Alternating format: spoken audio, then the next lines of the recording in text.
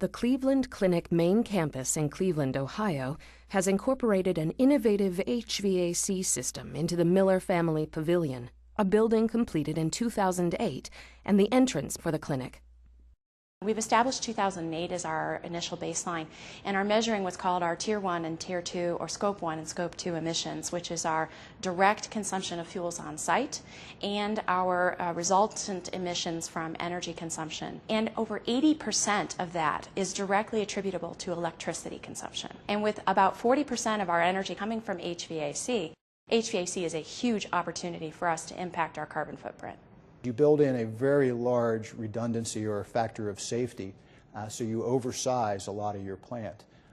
And so some of the studies that are coming out of Carnegie Mellon and some other areas are giving us the information that allows us to maintain that same level of redundancy without having to keep the oversizing. And so that oversize reduction reduces not only your initial cost, but your whole life cycle cost of your system. In Cleveland Clinic, there's a big move towards using building information modeling, not only just for construction, but facility operations. You used to get a blueprint at the end of construction. Those drawings get outdated immediately because these facilities are very dynamic and they're changing continuously. Lots of studies have shown that as soon as a building systems are put in operation, small changes start to move that building out of its original design operating parameters.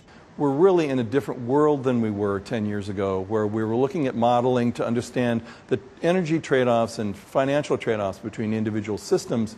Now we're really worried about those things, and is the building going to actually perform as we designed it? Continuous commissioning allows those operating parameters to be continually adjusted as the occupants need to make those small changes. BIM provides a digital archive, very rich information about the facility itself, the spaces, the components, the linkages between these different components. So one of the first effects that you're able to see off of using your building information is you're able to understand how your fans and your pumps are actually operating. So what a lot of hospitals have started doing, and we've really invested heavily in, is installing variable speed drives that allow the pump or the fan to work at the optimal speed, using the optimal amount of power for the system needs at that moment. We've reduced our energy consumption from just over 300,000 BTU per square foot to just below 240,000 BTU per square foot over the last 2 to 3 years. And that's with adding 3 million square feet to the main campus alone. We've been able to save a good 10% of our energy footprint per year over the last 2 years, which is about a $4.3 million savings per year.